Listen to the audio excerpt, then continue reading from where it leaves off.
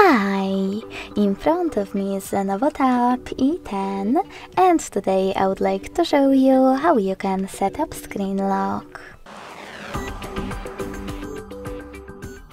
Begin by going into Devices Settings and scrolling down just a bit to access Security and Location. Following that, tap on Screen Lock and tap on the best login method for you in order to apply it: pattern, PIN or password. Now you can select No or Yes in Secure Startup pop-up. And then finally create your login method. When you're done, tap on Next at the bottom right corner and repeat it in order to confirm it.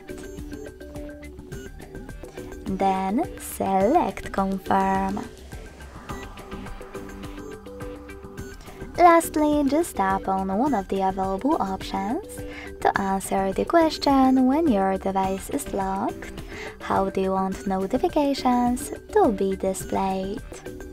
Show all notification content, high sensitive notification content, or don't show notifications at all. Wherever you decided, when you finished, click on Done. So finally, when I go back, switch off my screen, then turn it back on.